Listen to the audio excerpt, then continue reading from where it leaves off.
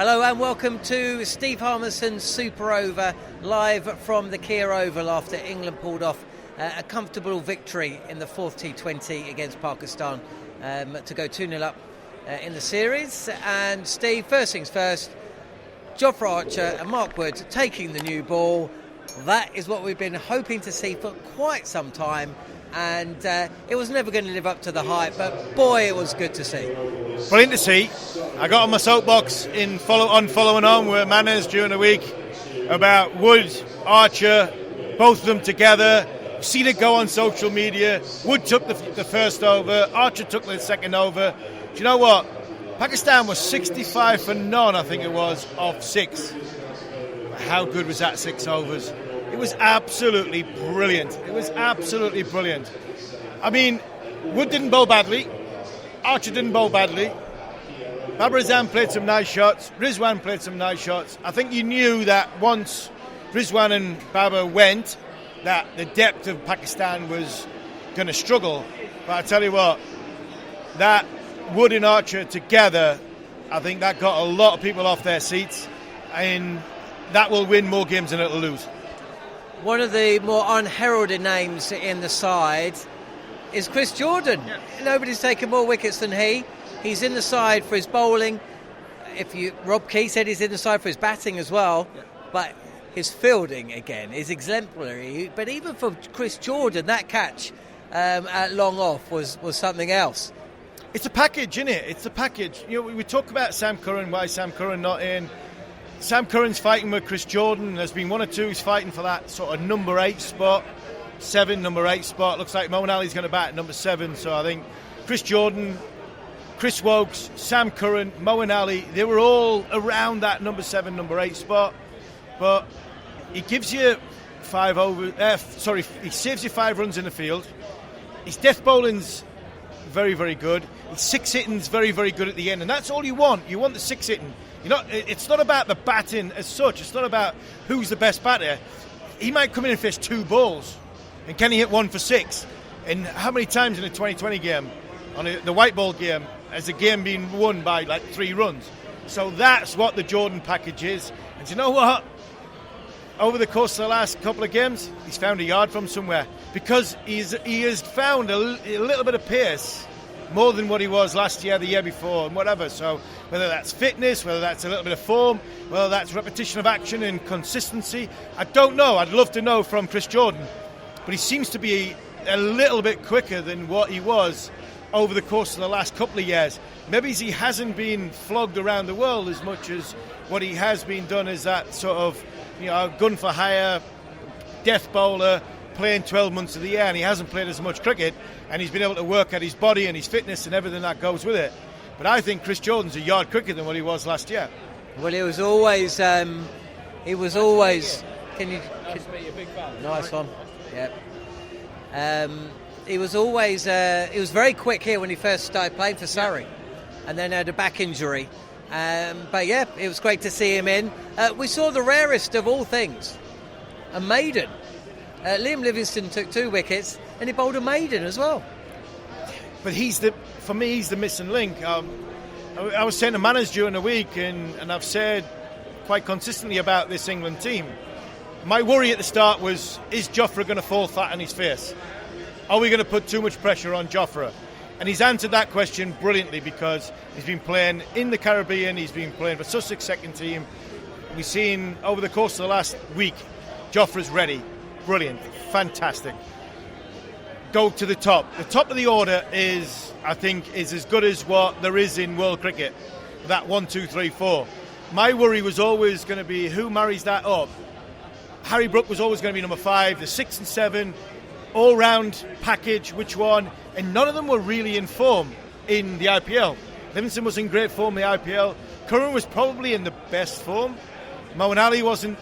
So when it comes to Livingstone's the one you want, because Livingstone, no field's big enough for Livingstone when he bats, and he can bowl a ball that can turn the ball away from the right-hander, and he can throw the ball into the right-hander. Same with left-hander.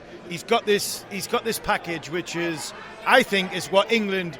If Liam Livingstone has a good tournament, England have got a great chance of winning, because I think that's That's the one for me. That's the only suspect question mark I've got about this team. I think they've got the bowlers to go with power. They've got death bowlers. They've got different angle because they've got Topley as well, who missed tonight. They've got two unbelievable spinners in Moeen and Adil. My worry was that number 6, number 7, the power hitter that can marry the attack up, balance the attack up. And Livingstone showed today, going on the plane to the Caribbean over the course of the next 24, 48 hours, that he bowled well tonight, and hopefully he carries that in, because I think Liam Livingstone is an unbelievable cricketer. Pakistan showing that they're only one delivery away from a little bit of a batting collapse. That's been a consistent theme, isn't it? They are, unfortunately. As much as, hey, Pakistan fans, really, I'd love to sit here and go, you've got a chance. But unless Baba gets 100 and Rizwan gets 100, Babarazam comes in at number 3 or number 4 and gets a big score, I struggle to see where you're going to get enough runs to really compete in this tournament. Got the bowling act, they've got the bowling. They really have got the bowling. They've got the spin bowlers to compete. They've got the fast bowlers to compete. I'm not sure they can get the runs, and we've seen that tonight. That's what was brilliant. I mean, I've not watched every ball of the game. I've sat upstairs, and the one thing I did say when England won the toss, it was get out there and watch Wood and Archer against their top order, because that is quality, that is class. That was 92 to 93 mile an hour against Rizwan, against Baba. Baba's shot through mid-wicket, 7th ball of the game against 10th ball of the game against Mark Wood. That was unbelievable. Great shot. This is what they've got. Unfortunately, I think they've got 2 or 3 batters, a lot of bowlers, and not much in between. So they might just fall short in the World T20. And what about England then? Because if the first few overs were spellbinding when Jofra and Mark Wood were bowling towards Babarazam and Mohammad Rizwan, well, it was edge of the seat stuff. It was brilliant to watch Phil Salt and Jos Buttler going up against ShaheenAfridi and Naseem Shah. It was, and that's what international cricket is all about. We've just had a sample size in the IPL. The IPL is the best domestic tournament that will ever be played, and we've seen it. 6s and 4s, and I said to managers during the week, the only way we can stop 6s and 4s is by taking wickets. And for me, that's why Wood and Archer have got to play together. That today, whether it was power play 1 or power play 2, England's power play or Pakistan's power play, it was high quality, high class. Phil Salt's just come off the back of a very, very good IPL. I feel sorry for Phil Salt, I really do. The only one that really didn't deserve to come back, Joss had to come back because he's England captain. He's been in many IPLs. Phil Salt, I would have loved Phil Salt to lift the IPL trophy because he deserved to with KKR. But that Babarazam, Mohammad Rizwan, Wood Archer, Phil Salt, Jos Buttler against Nadeem Shah and ShaheenAfridi, that's world class. And that on a pitch, when you look at it from above, there's a little green tinge, a little bit overhead, a little bit of greasiness in the surface. That was always made for the ball coming onto the bat, and that was always made for short boundary either side.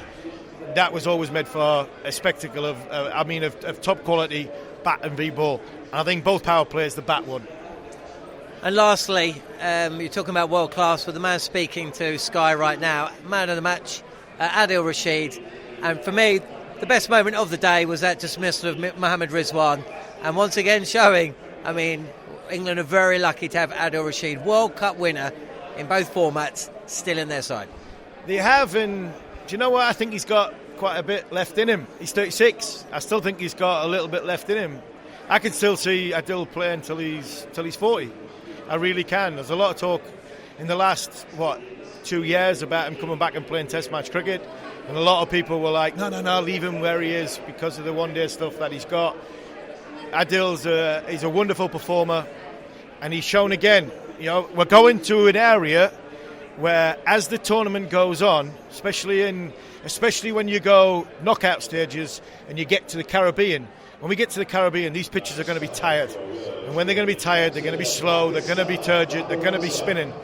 And when they're going to be spinning, I think we've got the best. I really think we've got the best. In one-day cricket, we've got the best. And he showed again tonight. And what he did was he used the surface in such a way where the ball was skidding on.